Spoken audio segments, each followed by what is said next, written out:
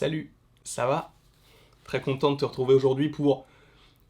Je ne sais même pas combien de vidéos ça fait là. Mais ça doit faire beaucoup. Mais il me semble, et c'est ce qu'on me dit dans mon oreillette, que je vous avais prévenu qu'il y aurait pas mal de vidéos ces prochains jours. En tout cas, tout du long du mois de février. Pourquoi? J'en sais rien. Mais je me suis dit, c'est bien de faire un gros mois comme ça. Peut-être que ce sera moins le cas en mars. Non. Mais...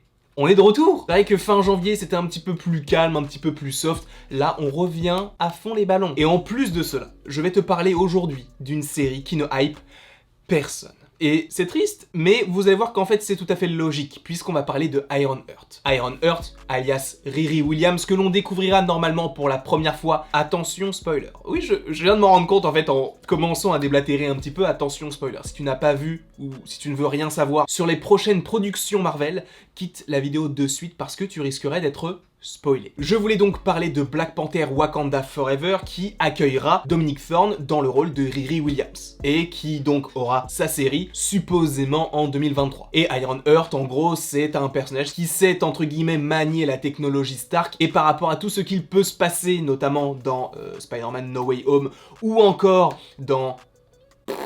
je sais pas où d'autres, mais tu sais, avec la technologie Edit, etc., tu sens que la technologie puisse arriver entre de mauvaises mains. D'où le fait que Ironheart soit possiblement totalement lié à la série Armor Wars, qui suivra War Machine en train de réparer les pots cassés par rapport au fait que la technologie Stark se balade un petit peu partout dans l'univers. En tout cas, dans l'univers, dans le monde, quoi. Mais en fait, ce qui est très intéressant, au-delà du fait que cela puisse teaser Armor Wars, et on en avait déjà parlé, c'est qu'apparemment, ce n'est pas impossible qu'il y ait un personnage dans cette série qui puisse revenir par la suite et qui puisse teaser beaucoup trop de choses. Parce que pour l'instant, Ironheart, tu vois le lien avec Armor Wars, mais vous allez voir que ça peut aller beaucoup plus loin. Et en plus de ça, je ne me base que sur des rumeurs. Rien n'est officialisé. Puisqu'il faut savoir que dans la série Ironheart, il devrait y avoir un personnage d'une vingtaine d'années qui soit quelqu'un de très charismatique et qui sait faire jouer les situations à son avantage. Et beaucoup de personnes se sont dit, c'est possiblement ce personnage-là. Alors, on ne se base que sur très peu d'indices, cependant, on va se baser là-dessus quand même,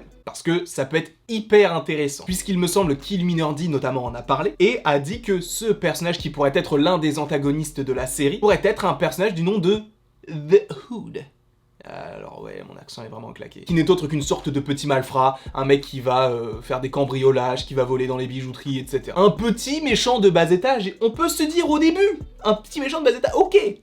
Sauf que non, parce qu'en fait vous allez voir que ça peut être assez intéressant. Pourquoi? Parce que je vais vous raconter brièvement son histoire, encore une fois je ne suis pas le plus calé en comics, mais je me suis un petit peu renseigné sur le personnage, donc je peux un petit peu vous en parler pour vous introduire le perso et de vous dire pourquoi est-ce que ça peut être hyper intéressant et pourquoi Ironheart, en fait, est une série qui est nécessaire pour la suite du MCU. Parce que pour le moment, ça n'a pas l'air d'être le cas. Et encore une fois, par rapport à cette vidéo, j'ai fait mes recherches, j'ai mes théories, mais on ne se base que sur une rumeur. Donc, ce n'est pas parce que je le dis que ça va s'avérer. Je ne dis pas que ça va arriver, mais que ça peut arriver. C'est donc une sorte de petit cambrioleur. Est-ce qu'il a des pouvoirs particuliers? Oui, parce qu'en fait, lors d'un cambriolage, il va aller dans une sorte d'immeuble ou d'entrepôt un petit peu abandonné et il va trouver des bougies. En tout cas, tu vois qu'il y a un rapport avec un rite satanique. Il va se retrouver face à un démon et il va tuer le démon et lui voler ses bottes et sa cape. Ce qui fait qu'en fait, en les récupérant, eh bien, il va pouvoir les utiliser. Pourquoi? Parce que la cape est une sorte de cape d'invisibilité et les bottes vont lui permettre de voler, entre guillemets, même si c'est plus des sauts dans l'air. Tu vas me dire, quel est le rapport avec ton titre? La magie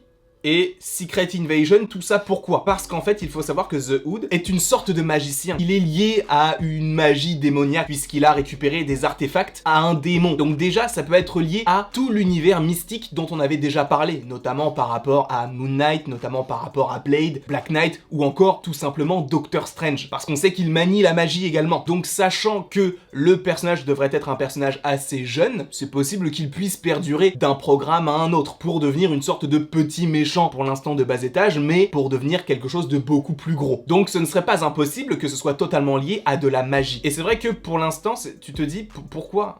Et même moi, en ayant fait cette vidéo, ou plutôt en l'ayant préparée, je me suis dit, mais quel est le lien qui peut exister entre le personnage de The Hood, qui est une sorte de magicien, avec Ironheart? Pour l'instant, je ne vois pas forcément le rapport, mais encore une fois, on ne se base que sur une rumeur. Donc, le lien avec la magie, est-ce que tu l'as compris? Je suppose que oui.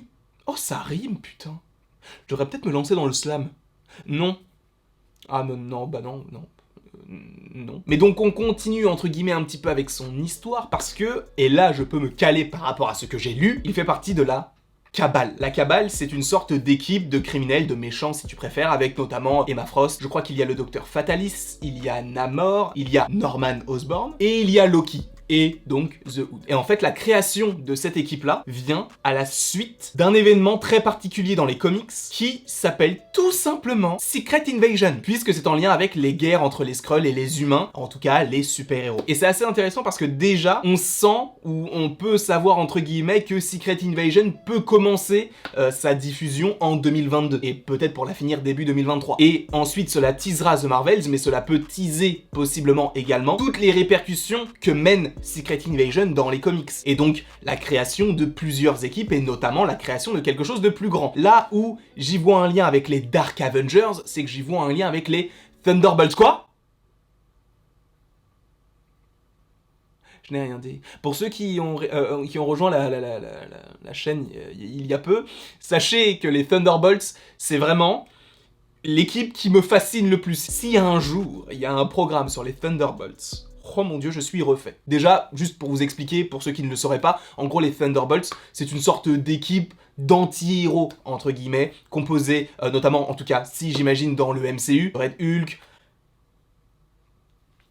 et d'autres personnages. Mais bref, donc c'est une sorte d'équipe d'anti-héros qui est présente pour aider la population, mais tu sens que c'est pas forcément très sain. C'est ce qui semble arriver, entre guillemets, avec le personnage de Valentina Allegra Desfontaines. Je pense que ce personnage-là va relier plusieurs personnages. On voit le retour de l'Abomination, donc pour moi l'Abomination peut arriver dans cette équipe-là. On a US Agent, on a Yelena Belova qui bosse pour elle, entre guillemets. Enfin, tu sens qu'elle récupère plusieurs personnages un petit peu controversés pour pouvoir faire sa propre équipe d'Avengers. Est-ce qu'il ne se calerait pas par rapport à ce qu'il va se passer dans Secret Invasion, puisqu'en plus de ça, Valentina Allegra Desfontaines est totalement liée à Secret Invasion, puisqu'elle est au tout début du comics et elle est elle-même un Skrull. Donc il y a pas mal de petites connexions qui s'effectuent entre Valentina, Secret Invasion et donc la Cabale. Et pourquoi est-ce que je te parle de tout cela ? Parce que je t'ai parlé de la Cabale très rapidement, mais on va vite expédier cela. Je pense que la Cabale n'existera pas puisque la plupart des personnages, bah pour l'instant on les a pas. Le docteur Fatalis, Emma Frost, c'est vrai qu'on a Loki, mais ça m'étonnerait, vu son évolution, qu'il puisse arriver dans une sorte d'équipe comme celle-ci. Bref, il y a plein de choses qui font que, pour l'instant, la Cabale n'est pas près d'arriver. Mais je pense que, et ça on le sait très bien, le MCU va finir par tout rassembler en une seule entité. Puisqu'on a d'un côté la Cabale, les Dark Avengers et les Thunderbolts. Quoi ? Je n'ai rien dit, une fois c'est bon, deux fois ça va, trois c'est trop, d'accord ? Mais donc on a ces trois équipes-là qui, je pense,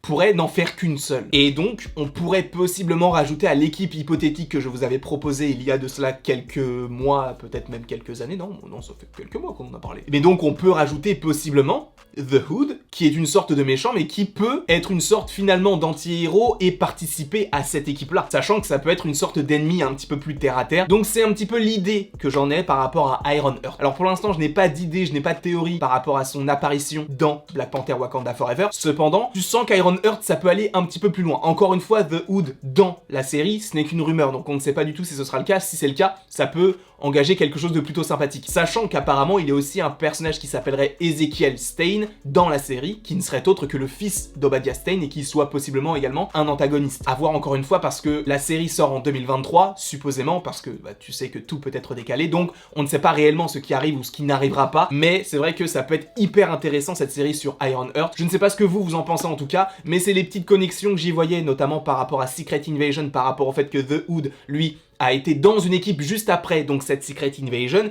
mais je pense que ça peut créer une sorte d'équipe qui serait les Thunderbolts par rapport à ce qu'on a déjà évoqué dans Black Widow et dans The Falcon and the Winter Soldier par rapport à Val, peut-être même un petit peu à Hawkeye puisque tu as Yelena qui parle un petit peu de son employeur, etc. Bref, t'as plein de petites choses comme ça qui peuvent te mener vers cette équipe des Thunderbolts et peut-être que Iron Heart ne serait qu'une pierre à l'édifice qui mènerait directement à cette équipe-là qui pourrait être, entre guillemets, l'intrigue principale ou en tout cas un gros moment du MCU sur Terre et peut-être même en lien avec Captain America 4 qui pourrait arriver en 2024. Je pense que ça peut être lié à tout cela et sachant que tout ça, là j'ai dit ça d'une traite sans bugger.